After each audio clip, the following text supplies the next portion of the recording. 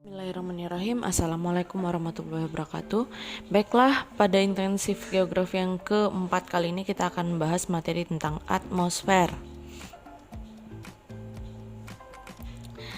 dimana kompetensi dasar dalam menganalisis atmosfer itu dampaknya terhadap kehidupan di muka bumi, indikator ciri-ciri atmosfer dan manfaatnya, menguraikan unsur cuaca iklim, dan tadi terus mengklasifikasikan berbagai tipe iklim.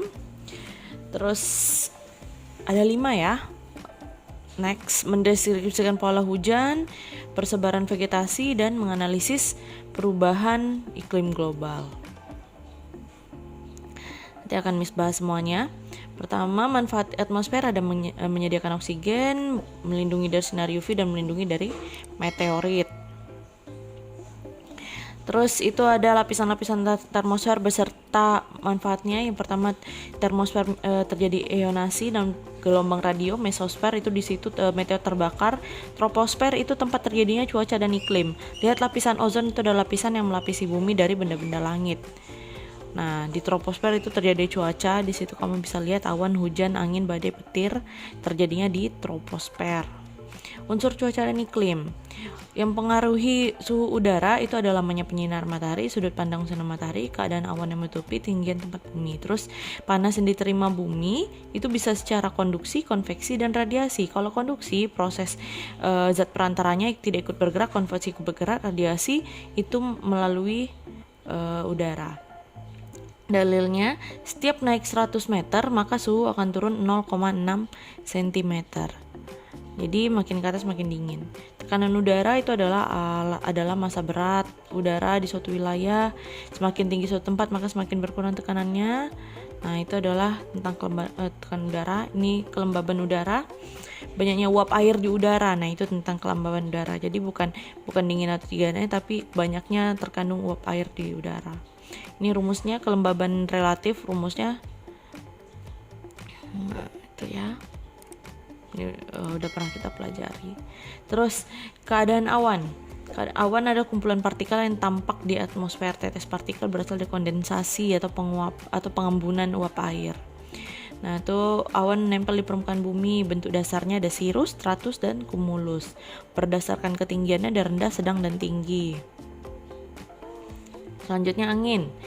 Gerak udara mendatar yang sejajar berpermukaan bumi karena adanya tekanan udara, jadi dia bergerak membentuk angin.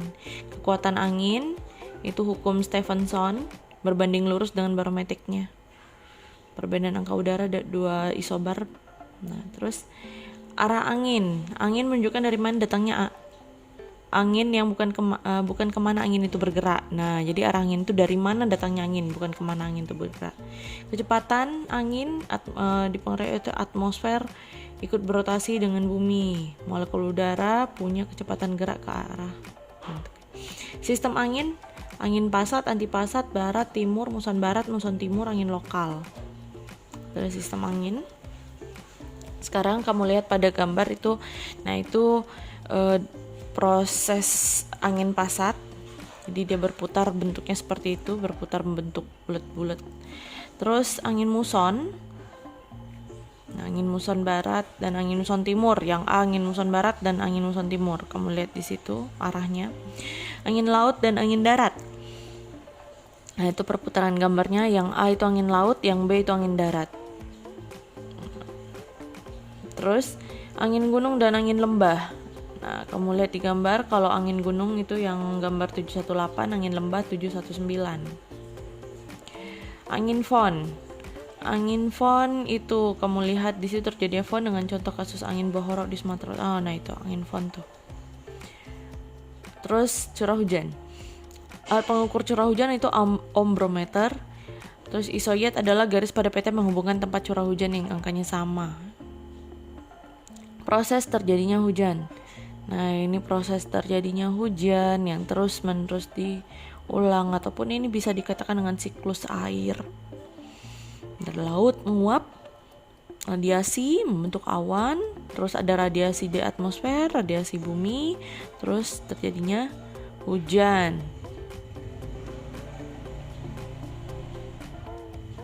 Ya.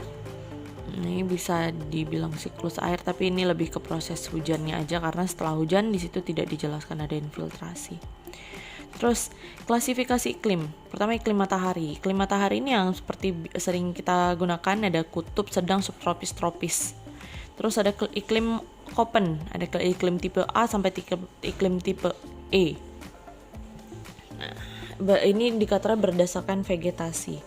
Terus subregion iklim Köppen itu ada AF sampai EF, kamu lihat di situ. Kita udah pernah pelajari ini ya, ada rumusnya juga, tapi kita nggak usah terlalu mendalam banget mempelajarinya karena ini tidak akan keluar nanti di USP kamu. Jadi cukup diketahui aja iklim Köppen dan pembagian iklim Köppen dunia, di situ kamu bisa lihat pada petanya.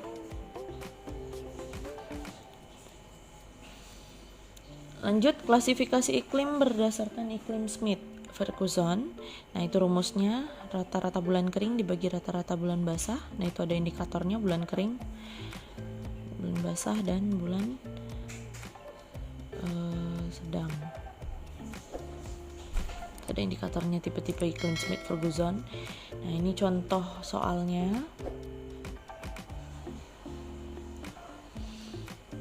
Contoh soal. Bulan keringnya 3, bulan basahnya ada 6, terus 3/6 dikali 100 berarti 50%. 50% tergolong dengan iklim C. Lanjut, iklim Junghun. Nah, iklim Junghun ini yang sering keluar. Ini akan keluar nanti di USP juga. Ini klasifikasi berdasarkan ketinggian dan suhu dan tanaman apa yang cocok di sana. Iklim Oldman. Iklim Oldman ini tanaman pangan di Indonesia, ada tipe A sampai tipe E. Nah, ini perhitungannya berdasarkan bulan basah dan bulan kering juga ya.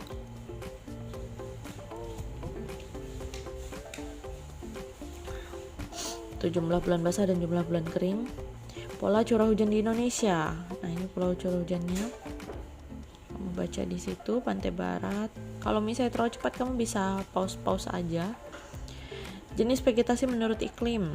Nah, ini vegetasi ataupun bioma-bioma di dunia, ada padang rumput, gurun, tundra, hutan hujan tropis, hutan basah, dan lain-lain.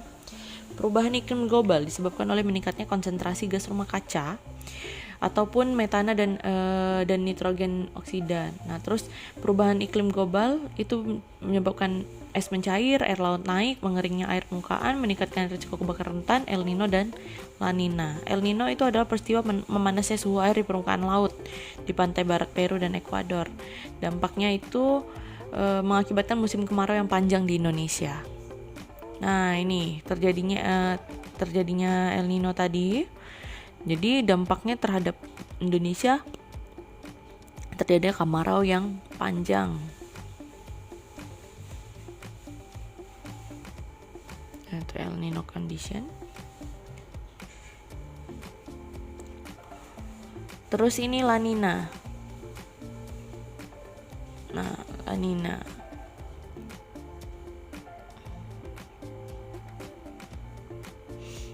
Terima kasih. Ya, segitu aja materi kita pada hari ini. Saya ucapkan assalamualaikum warahmatullahi wabarakatuh.